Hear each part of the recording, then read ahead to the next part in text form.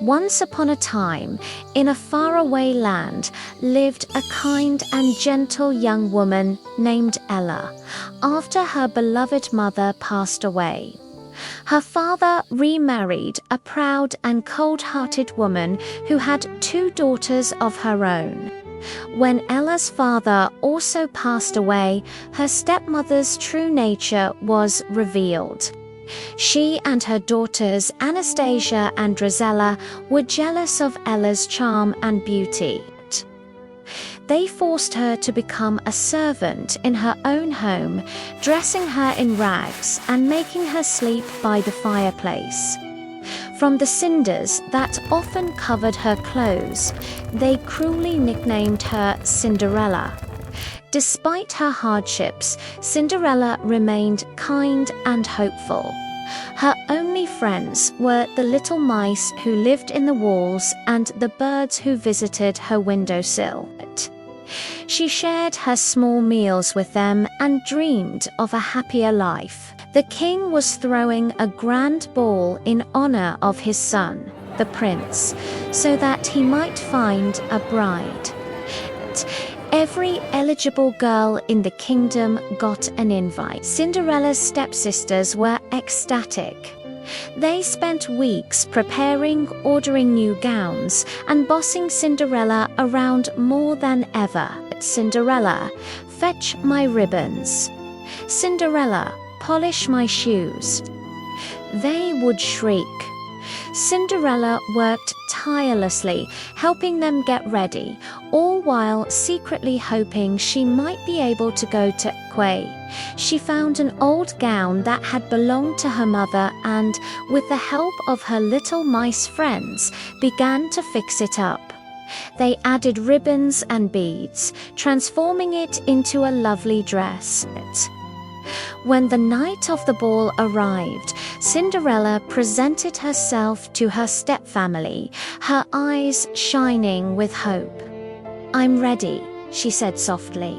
"May I go to the ball?" Her stepsisters burst into cruel laughter. Seeing the beautiful dress she had made, they grew enraged. "Those are my beads," cried one. "And that's my sash," cried the other. In a fit of jealousy, they tore her dress to shreds, leaving her in rags once more. "Now you can't go," they sneered, before leaving for the palace with their mother. Heartbroken, Cinderella ran to the garden and wept. "It's no use," she sobbed. "Dreams don't come true." Suddenly, a shimmering light appeared, and before her stood a kind-faced woman with a magic wand. "Don't cry, my child," she said gently. "I am your fairy godmother, and you shall go to the ball." With a wave of her wand, the magic began. She transformed a pumpkin into a magnificent golden carriage. The mice turned into stunning white horses, and an old horse became the coachman. Finally, she tapped Cinderella's tattered dress, and in a swirl of sparkling dust, it became a breathtaking ball gown of shimmering silver and blue, complete with a pair of delicate glass slippers. "This is wonderful," Cinderella gasped. But remember, her fairy godmother warned, the magic only lasts until midnight. On the final stroke of 12, everything will turn back to what it was. Cinderella promised to remember, thanked her, and sped off to the ball. When Cinderella entered the palace ballroom, a hush fell over the crowd. No one recognized the servant girl, only the stunningly beautiful princess who had just arrived. The prince himself was captivated. He walked directly to her, bowed, and asked for a dance. For the rest of the evening, he danced with no one else. They talked and laughed as if they had known each other forever. Cinderella was so happy, she completely lost track of time. Suddenly, the clock began to chime. Bong, bong, bong. It was midnight. "Oh, I must go," she cried, pulling away from the prince. She fled from the ballroom as quickly as she could. In her haste, one of her tiny glass slippers fell off on the grand staircase. She jumped into her carriage just as the final bell tolled, and it raced away from the palace, turning back into a pumpkin just as she arrived home. She was once again in her rags with only the other glass slipper as proof that her magical night had not been a dream. The prince, holding the lost slipper, was devastated. He was determined to find the mysterious princess he had fallen in love with. The next day, the king declared the prince would marry whoever fit the glass slipper.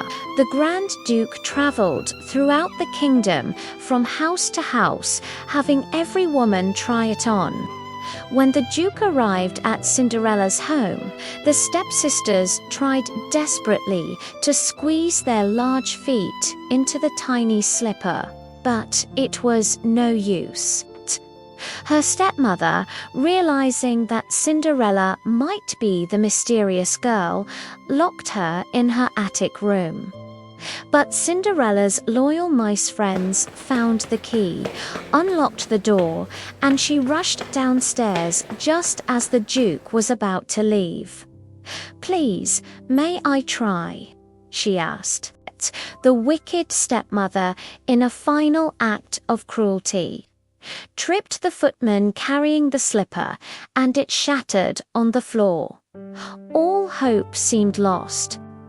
"But wait," Cinderella said softly, "I have the other one." She pulled the matching glass slipper from her pocket.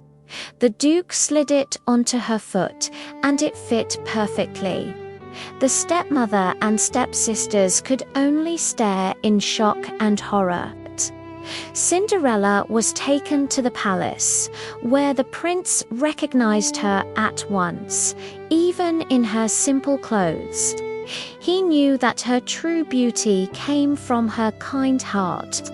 They were married soon after in a grand celebration, and they lived happily ever after, ruling the kingdom with grace and kindness. If you enjoyed it, please hit that like button and don't forget to subscribe for more classic tales. See you in the next video.